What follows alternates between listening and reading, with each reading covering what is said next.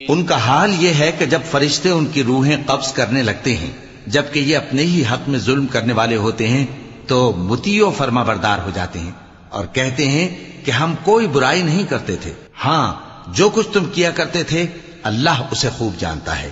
سو دوزخ کے دروازوں میں داخل ہو جاؤ، ہمیشہ اس میں رہو گے، اب تکبر کرنے والوں کا برا ٹھکانہ ہے۔ اور جب پرہیزگاروں سے پوچھا جاتا ہے کہ تمہارے پروردگار نے کیا نازل کیا ہے تو کہتے ہیں کہ بہترین کلام۔ جو لوگ نیکوکار ہیں ان کے لیے اس دنیا میں بھی بھلائی ہے اور آخرت کا گھر تو بہت ہی اچھا ہے، اور پرہیزگاروں کا گھر بہت خوب ہے۔ وہ بہشت جاویدانی جن میں وہ داخل ہوں گے، ان کے نیچے نہریں بہ رہی ہیں، وہاں جو چاہیں گے ان کے لیے میسر ہوگا۔ اللہ پرہیزگاروں کو ایسا ہی بدلہ دیتا ہے۔ ان کی کیفیت یہ ہے کہ جب فرشتے ان کی جانیں نکالنے لگتے ہیں اور یہ کفر و شرک سے پاک ہوتے ہیں تو سلام علیکم کہتے ہیں اور کہتے ہیں کہ جو عمل تم کیا کرتے تھے ان کے بدلے میں بہشت میں داخل ہو جاؤ۔ کیا یہ کافر اس بات کے منتظر ہیں کہ فرشتے ان کے پاس جان نکالنے آئیں یا تمہارے پروردگار کا حکم عذاب آ پہنچے؟ اسی طرح ان لوگوں نے کیا تھا جو ان سے پہلے تھے،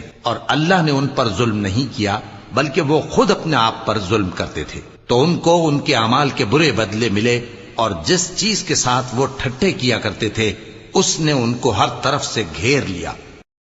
اور مشرک کہتے ہیں کہ اگر اللہ چاہتا تو نہ ہم ہی اس کے سوا کسی چیز کو پوجتے اور نہ ہمارے بڑے ہی پوجتے، اور نہ اس کے فرمان کے بغیر ہم کسی چیز کو حرام ٹھہراتے۔ اے پیغمبر، اسی طرح ان سے اگلے لوگوں نے کیا تھا، تو پیغمبروں کے ذمے اللہ کے احکام کو کھول کر سنا دینے کے سوا اور کچھ نہیں۔ اور ہم نے ہر امت میں کوئی پیغمبر بھیجا کہ اللہ ہی کی عبادت کرو اور بتوں کی پرستش سے اجتناب کرو، تو ان میں بعض ایسے ہیں جن کو اللہ نے ہدایت دی اور بعض ایسے ہیں جن پر گمراہی ثابت ہوئی۔